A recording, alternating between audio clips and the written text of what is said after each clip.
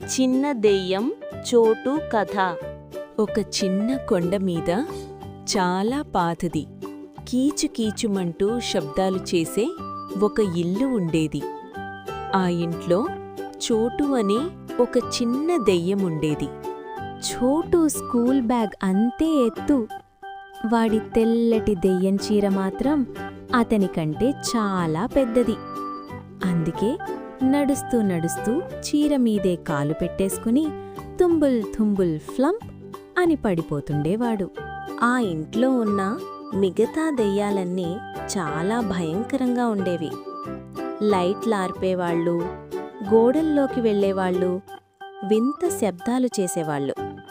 కాని మన చోటు మాత్రం, ఆ ఇంట్లో పాపం చోటూకి ఒక పెద్ద సమస్య ఉంది. అతనికి బూ అనడం రానే రాలేదు. ప్రతి రాత్రి ప్రయత్నిస్తే బా బూ అచ్చు అని మాత్రమే వచ్చేది. మిగతా దెయ్యాలన్నీ నవ్వేవి. చోటు మాత్రం దిగులుగా మిగిలిపోయేవాడు. ఒక పూర్ణిమ రాత్రి చోటు చాలా బాధపడ్డాడు.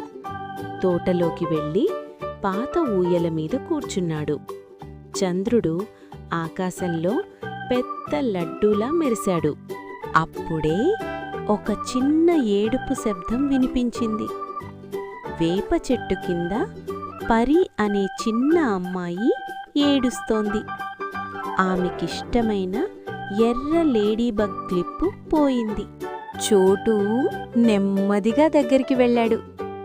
ఆమెకు భయం వెయ్యలేదు. ఎందుకంటే చోటు భయంకరంగా కాకుండా మంచి మనస్సున్న దిండులా కనిపించాడు. పరీ, చోటు ఇద్దరూ కలిసి తోట అంతా వెతికారు. మొక్కల కింద, కుండల వెనక, పక్షుల గూడు దగ్గర. కాని క్లిప్పు మాత్రం కనిపించలేదు. పరీ, చోటు ఇద్దరూ కలిసి తోట అంతా వెతికారు. మొక్కల కింద, కుండల వెనక, పక్షుల గూడు దగ్గర. కాని క్లిప్పు మాత్రం కనిపించలేదు. అప్పుడే పరి పైకి చూపించింది. అక్కడ ఆ కొమ్మ మీద లేడీబగ్ క్లిప్ మామిడి చెట్టుకు చిక్కుకుంది. చోటు గట్టిగా శ్వాస తీసుకున్నాడు. జీవితంలో తొలిసారి ధైర్యంగా అరిచాడు, బూ యా! అది భయంకరమైన బూ కాదు, సంతోషంగా వచ్చిన బూ.